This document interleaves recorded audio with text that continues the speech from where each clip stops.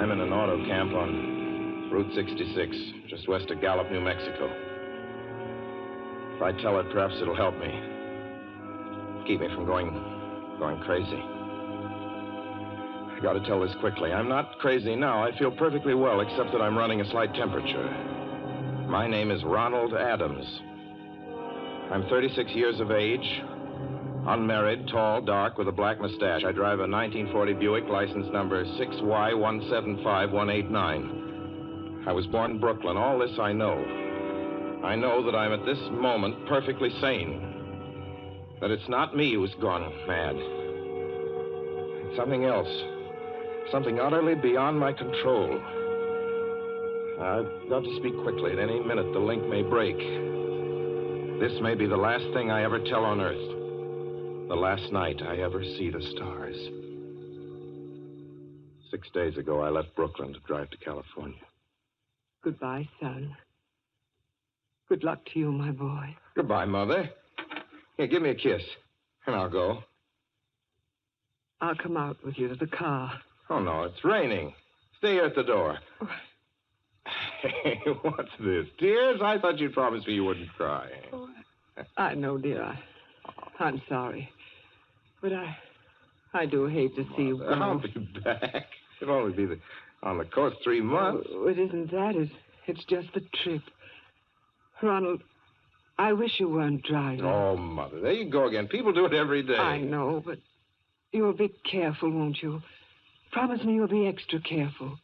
Don't fall asleep or drive fast or pick up any strangers on the road. Oh, gosh. I think I was still 17 here, you told. Oh. And wire me as soon as you get to Hollywood. Won't you, son? Of course I will. Don't you worry. There's nothing going to happen. It's just 8 days of perfectly simple driving on smooth, decent, civilized roads with a hot dog or a hamburger stand every 10 miles.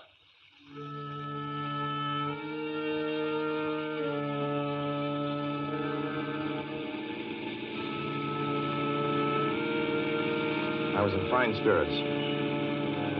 The drive ahead of me, even the loneliness, seemed like a lark. I reckoned without him.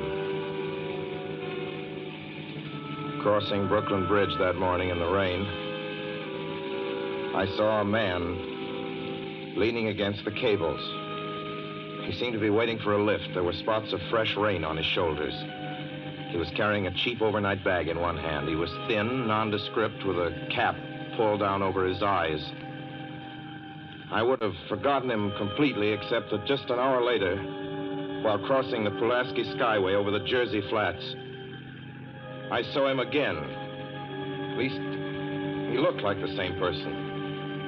He was standing now with one thumb pointing west. I couldn't figure out how he got there, but I thought probably one of those fast trucks had picked him up, beaten me to the Skyway, and let him off. I didn't stop for him. Then late that night, I saw him again. It's on the new Pennsylvania Turnpike between Harrisburg and Pittsburgh. It's 265 miles long with a very high speed limit. I was just slowing down for one of the tunnels when I saw him, standing under an arc light by the side of the road. I'd seen quite distinctly the bag, the cap, even the spots of fresh rain spattered over his shoulders. He hallooed at me this time. Hello! Hello! I stepped on the gas like a shot. It's lonely country through the Alleghenies, and I had no intention of stopping. Besides, the coincidences, or whatever it was, gave me the willies. Stopped at the next gas station.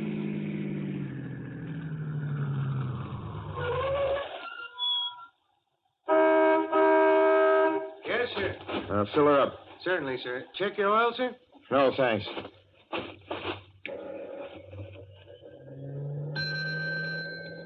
Nice night, isn't it? Yes.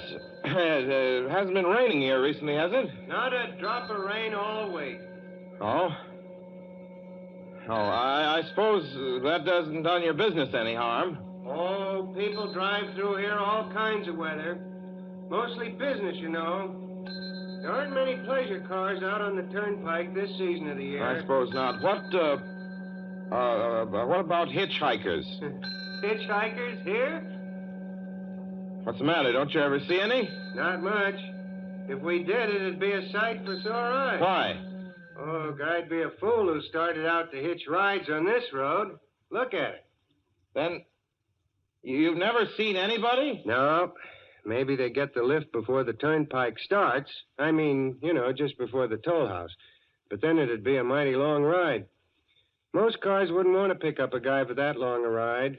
And this is pretty lonesome country here. Mountains and woods. You ain't seen anybody like that, have you? No. Oh, no, not at all. I was just a technical question. I see. Well, that'll be just $1.49 with the tax.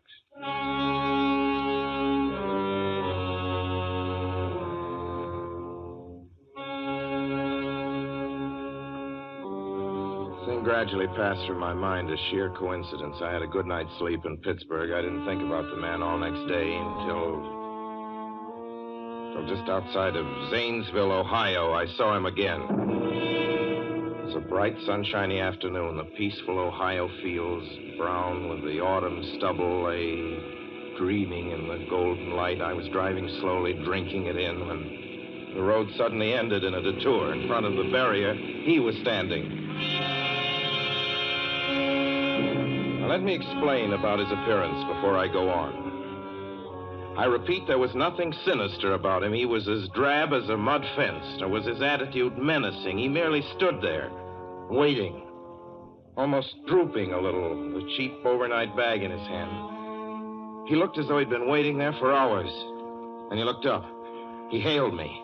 He started to walk forward. Hello? Hello? Hello? No, not just now. Sorry. Going to California? No, not today. The other way, going to New York. Sorry.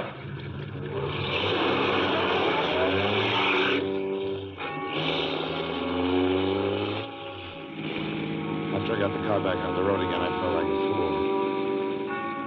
Yet the thought of picking him up, of having him sit beside me, was somehow unbearable. At the same time, I felt more than ever unspeakably alone.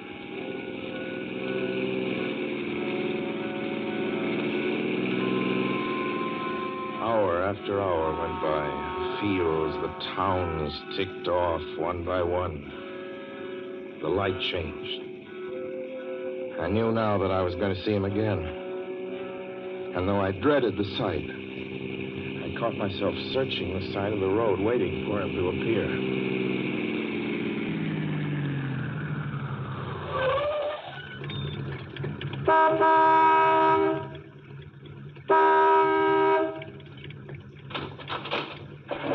Yeah, what is it? What do you want? Sell sandwiches and pop here, don't you? Yeah, we do in the daytime. But we're closed up now for the I night. know, but I was wondering if you could possibly have a cup of coffee, black coffee, just... No, not this time of night, mister. My wife's the cook. She's in bed. No, don't shut the door, please. Listen, just a minute ago...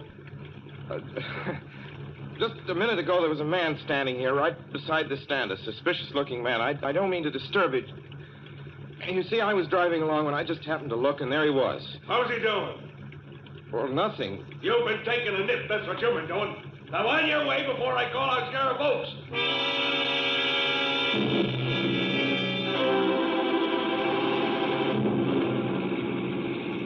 I got into the car again and drove on slowly. It's beginning to hate the car. If I could have found a place to stop, to rest a little. I was in the Ozark Mountains of Missouri now. A few resort places there were closed, only an occasional log cabin, seemingly deserted. That's all that broke the monotony of the wild, wooded landscape. I had seen him at that roadside stand. I knew I'd see him again. Maybe at the next turn of the road. I knew that when I saw him next, I would run him down.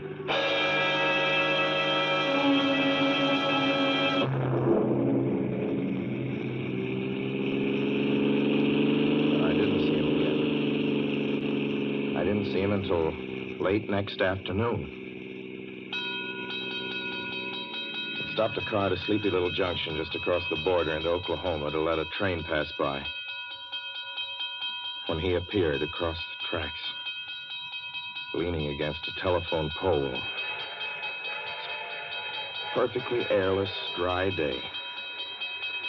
The red clay of Oklahoma was baking under the southwestern sun. Yet there were spots of fresh rain on his shoulders. I couldn't stand that. Without thinking, blindly, I started the car across the tracks.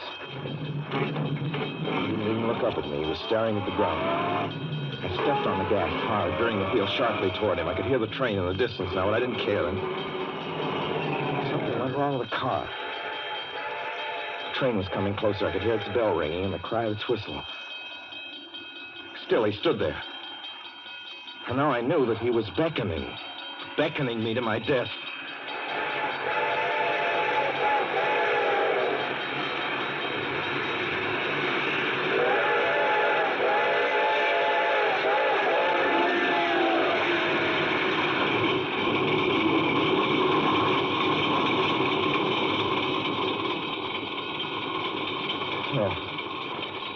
Frustrated him that time. The starter worked at last. I managed to back up. When the train passed, he was gone. I was all alone in the hot, dry afternoon.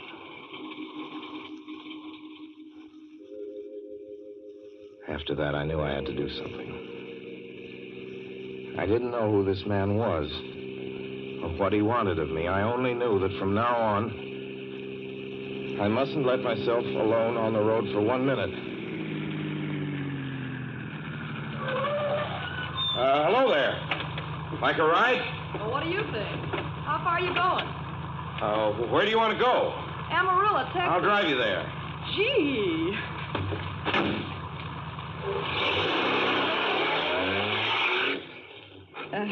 You mind if I take off my shoes?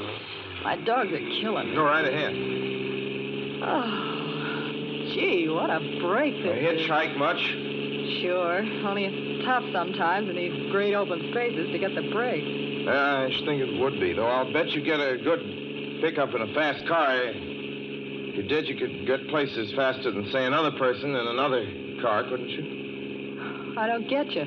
Well, take me, for instance. Suppose I'm driving across the country, say, at a nice, steady clip, about 45 miles an hour. Couldn't a girl like you just standing beside the road waiting for lifts beat me to town, or any town, provided she got picked up every time in a car doing from 65 to 70 miles an hour? I don't know. What difference does it make? Oh, no difference. It's just a crazy idea I had sitting here in the car. Oh, imagine spending your time in a swell car thinking of things like that. What would you do instead? What would I do? If I was a good-looking fella like yourself, why, I just enjoy myself every minute of the time. I'd sit back and relax. And if I saw a good-looking girl along the side of the road, hey, look out! Did you see him? See who? A man standing beside the barbed wire fence. I didn't see anybody. There wasn't nothing but a bunch of cows and a wire fence. No? What'd you think you was doing? Trying to run into the barbed wire There's a man fence? there, I tell you. A thin gray man with an overnight bag in his hand. And I was trying to run him down. Run him down? You mean kill him? Say you didn't see him back there? You sure? I didn't see a soul. As far as Watch that's concerned... for him the next time and keep watching. Keep your eyes peeled on the road. He'll turn up again. Maybe any minute. There! Look there!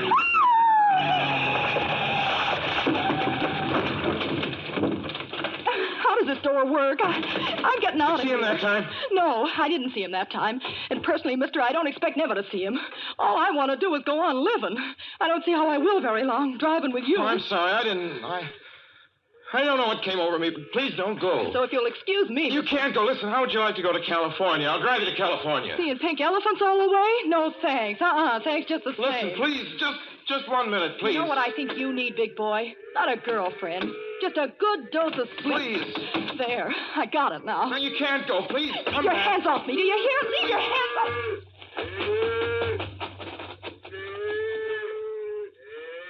She ran from me. As though I were a monster. A few minutes later, I saw a passing truck pick her up. I knew then that I was utterly alone. It was in the heart of the great Texas prairies. There wasn't a car on the road after the truck went by. I tried to figure out what to do, how to get hold of myself. If I could find a place to rest, or even if I could sleep right here in the car for a few hours along the side of the road. I was getting my winter overcoat out of the back seat to use as a blanket when I saw him coming toward me, emerging from the herd of moving steer. Hello?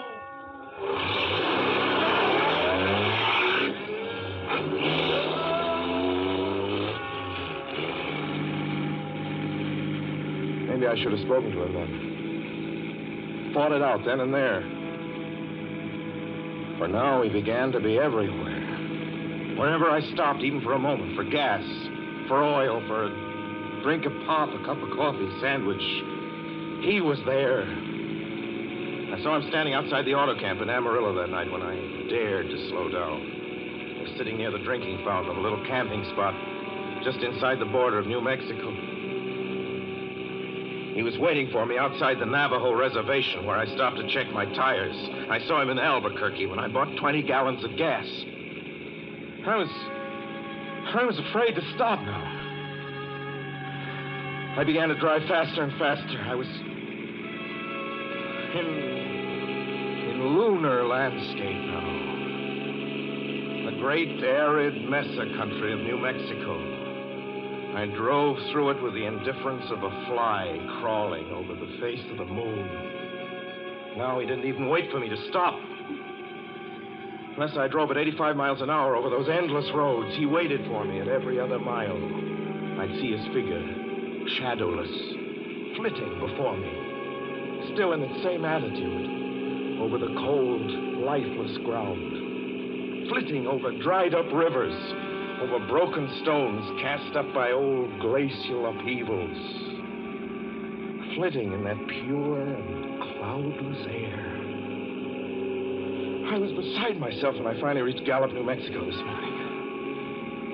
There's an auto camp here. Cold, almost deserted this time of year. I went inside and asked if there was a telephone.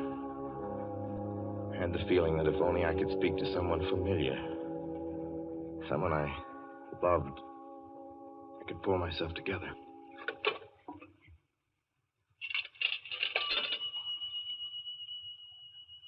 Your call, please. Long distance. Long distance, certainly.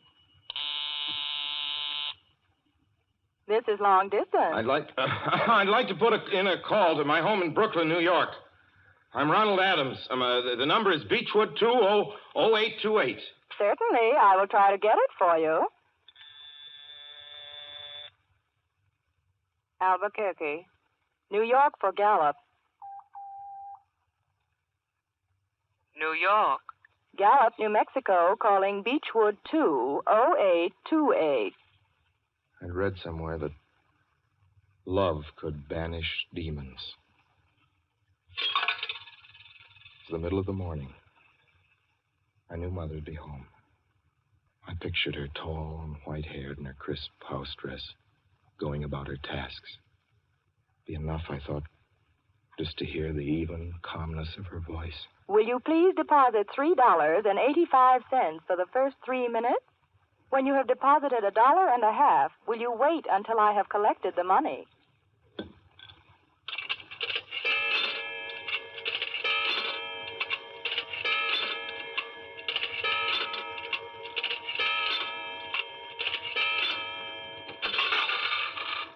All right, deposit another $1.50.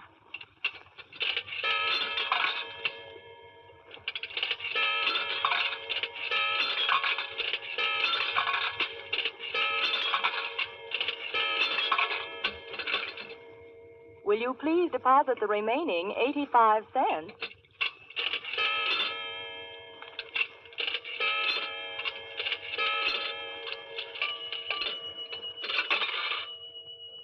Ready with Brooklyn. Go ahead, please. Hello? Hello? Mrs. Adams' residence. Hello, Mother? This is Mrs. Adams' residence. Who is it you wish to speak to, please? What?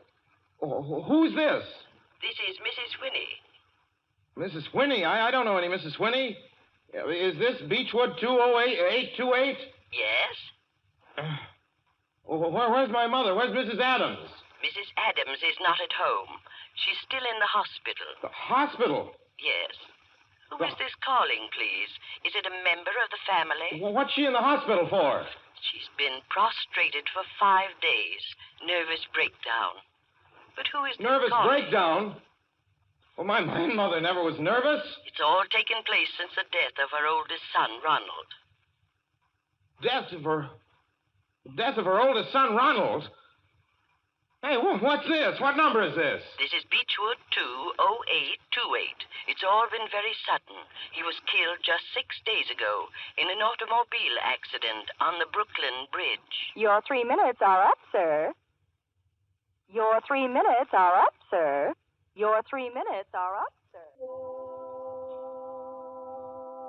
And so I'm sitting here in this deserted auto camp in Gallup, New Mexico. I'm trying to think. Trying to get hold of myself. Otherwise, I'm going to go crazy. Outside, it's night.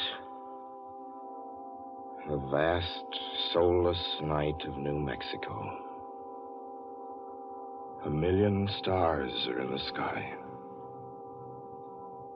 Ahead of me stretch 1,000 miles of empty mesa. Mountains, prairies, desert. Somewhere among them, he's waiting for me. Somewhere I shall know who he is and who I am.